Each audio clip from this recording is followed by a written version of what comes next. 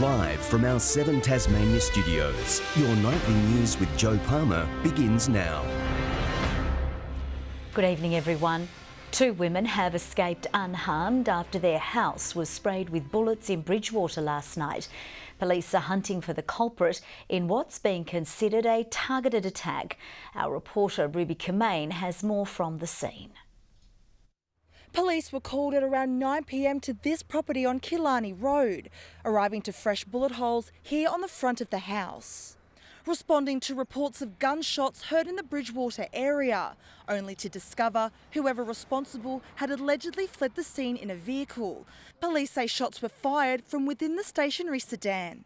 There were 5 shots fired, the majority of which were fairly high up into the front of the house. There could have been very dire consequences, and we're taking this matter very seriously. 2 female residents were inside at the time and were left shaken, but luckily unscathed. So thankfully both females were uninjured, but it could have had a lot worse consequences. Investigators are still determining the type of firearm used. They say it wasn't a random attack. We believe it was a very specific incident, and we're certainly investigating a very specific line of inquiry. Police are now calling for witnesses who saw a dark-coloured sedan in the area at the time of the incident. Information can also be provided anonymously through Crime Stoppers. Bushfires have returned to the state's Central Highlands months after devastating blazes destroyed homes and property in the region. Communities are being warned to stay vigilant in the face of an early bushfire season. This was the situation at Todd's Corner in the Central Highlands yesterday. At around 4 o'clock, this fire broke out, quickly ripping through the dry environment. I saw the smoke billowing from that area up there and just sort of moved across up the hills there. This shack owner was faced with a black plume of smoke and soon the roar of helicopters and fire trucks. By this afternoon, it had covered almost 50 hectares. This is pretty much just scrub with a lot of these kerosene bushes, and then it goes up into the eucalypt forest where the fire has gone into now. It's pretty dry for this time of the year. A raft of measures called in, including trucks and heavy machinery, to try and suppress it before expected strong winds tomorrow. I've just sort of moved any wood that's close to the shack away from it, and not much more I can do. Thankfully for crews, this body of water is quite close to the fire. These water-bombing aircraft have been using it to fill up throughout today in an effort to control the blaze. While it has been downgraded from the watch and act level, vigilance is crucial as conditions can rapidly change. This situation triggering strong memories of the horrific fires which threatened home and properties. They were scary, yeah, we had to evacuate and take all our valuable stuff out. Luckily the fire, the wind changed. Like they did then, the community rallied together again today. We're making 35 at the moment. We've already sent out 8 this morning. Volunteers preparing care packages for those working to protect their community, delivered as a gesture of thanks. We're more prepared this time, I think. We didn't really want it this soon, but it happens. Another community affected, Glen Huon. A fire broke out there yesterday, crews managing to bring it under control. The bushfire season threat in Tasmania is high again this year. The government has today confirmed suspensions have been lifted for remote area firefighters. But Tasmanians are being reminded to ensure their bushfire survival plan is up to date. Every one of us has a responsibility for the safety of our state and being prepared.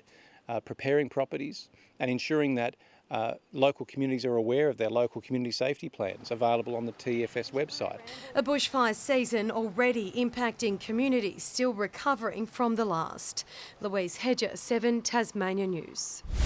Property values in Hobart continue to outpace every other city in the country, according to a new report. Domain's house price report shows prices have spiked 1.3% in the third quarter. While prices are still going up, the pace of growth has slowed. Hobart remains the most affordable capital city, but the report says affordability remains an issue for local buyers due to low wages. Meanwhile, Launceston has also seen substantial growth, up 2.6% year on year. People's Day at the Royal Hobart Show has proven to be just that. Thousands of Tasmanians enjoyed a public holiday filled with food, festivities and fun. Crowds flocked to the showgrounds today for People's Day at the 2019 Royal Hobart Show. While the show may be smaller in size than recent years, there's still plenty of activities for the whole family to enjoy. What's the thing you want to do the most while you're here? Go on the G-Whizzer. Whether you're an adrenaline junkie or a fan of a feed, there's something for everyone at this year's event. You can see the racing pigs or try your luck in Sideshow Alley. And as always, show bags were a popular choice. Probably show bags. What do you want to get? I don't know. Get all of them? Farming and agriculture at the heart of the show. This year's editions include all of the usual animals, as well as the Life on the Farm shed, featuring everything from working animals to sheep shearing, giving people the chance to get hands-on. It's not stereotypically what people would think, you just come in and you see a sheep and a cow and that's it, Farming's so much bigger than that. So Life on the Farm is kind of just bringing that more dimension to what farming really is and involving the public a little bit more. You'd be barking mad not to love the dogs. What was your favourite animal? Dogs. Probably the dogs as well. If you've got plenty of energy to burn this weekend, a trip to the Hobart Show is a great idea. There's plenty of activities for the whole family to enjoy. And don't forget to get a show bag on the way home. I think we just like the atmosphere and we just like to be here, and it's a favourite. We do it every year. Tomorrow's events include the famous fireworks, which will light up the sky from 9:30 p.m. Ebony Ablett, 7 Tasmanian News. Marine biologists have found a whale beached near Bridgewater yesterday died of starvation. Biologists say the emaciated animal had been entangled for a long time, likely restricting its ability to feed. A range of scientific samples were taken. Parks and Wildlife has buried the 12-metre whale.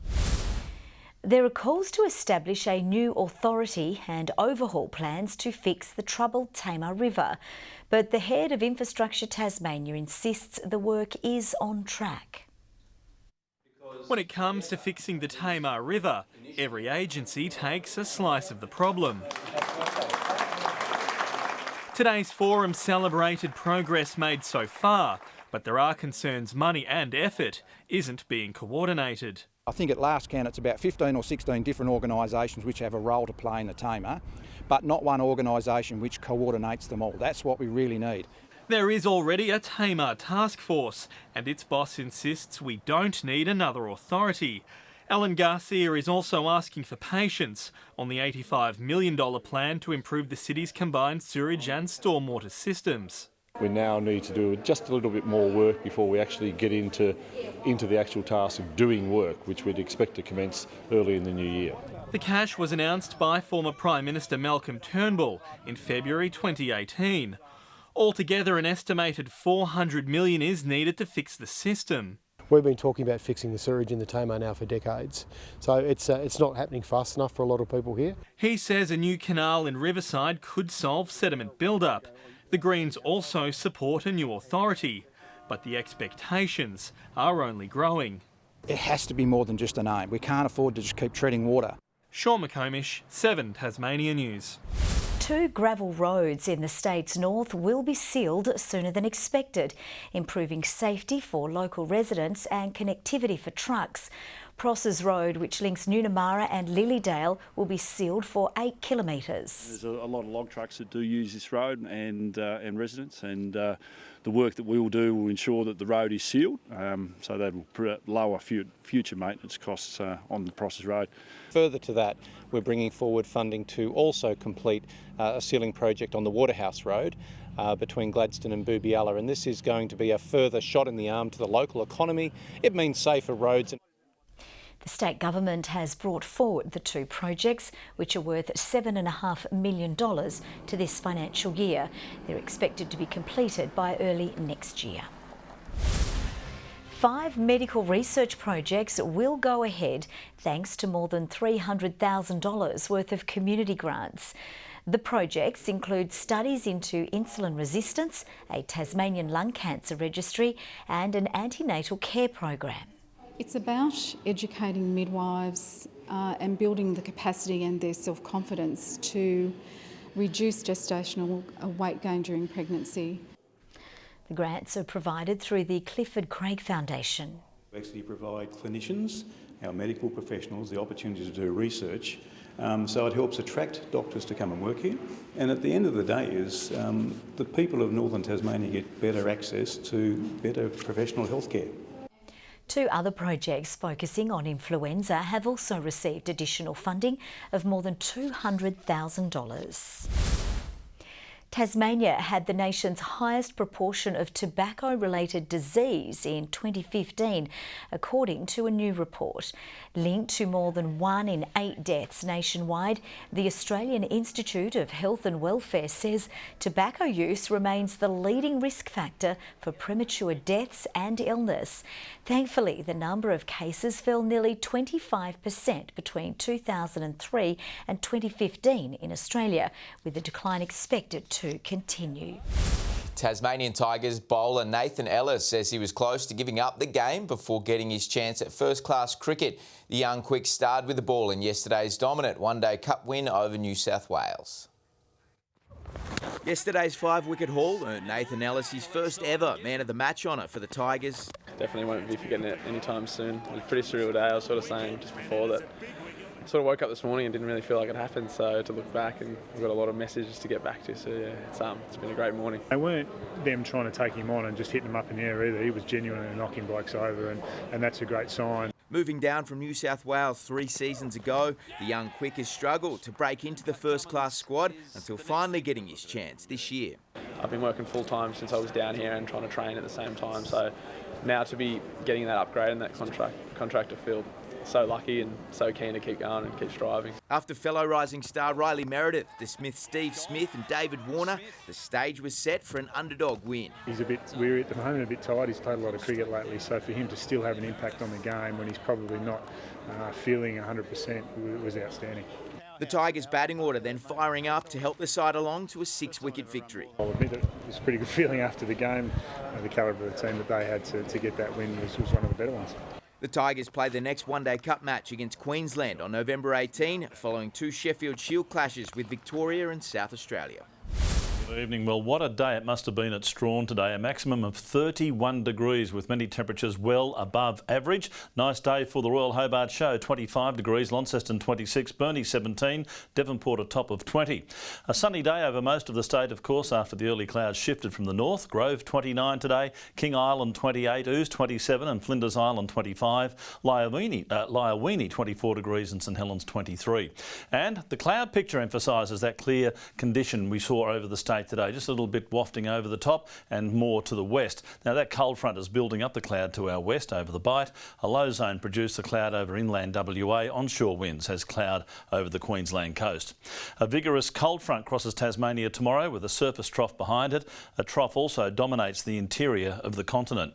Winds north to northwesterly at 20 to 30 knots, reaching 35 knots over the west and south, 20 to 30 knot winds over the lakes. Bit of a change in the weather. A severe weather warning for damaging winds for all of the state. A gale warning from Tasman Island to Stanley. A strong wind warning for all remaining waters, including the inland lakes. So a big change in the weather tomorrow. Still warm, but getting windy and partly cloudy. Hobart 26, 25 for Huonville. Late showers moving in.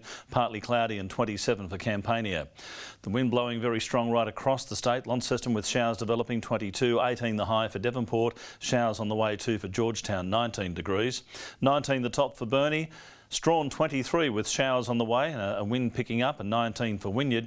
And for St Helens tomorrow, 24 the high, 25 for Swansea with afternoon showers. Port Arthur a windy day and 25. Saturday, the temperatures drop with showers extending statewide. Most temperatures in the mid-teens, possible thunderstorms and snow to 800 metres. Showers continuing into Sunday, more concentrated over the west, central and south. Fine on Monday though, apart from possible showers over the west and far south. Sunny in Perth tomorrow, showers over Adelaide and 19, a shower as well for Melbourne, mostly sunny and 36 in Sydney, fine in Brisbane, a shower or storm over Darwin. Still warm, 26 in Hobart and partly cloudy in Launceston, 22 at the moment and 17 degrees right now in Devonport. Joe, a couple of very interesting days of weather ahead. I know, very interesting indeed. I wish the warmth would stay. Thank you very much for that, Murph. That's all from the team for now. Have a lovely evening. We'll see you a little later. Bye-bye.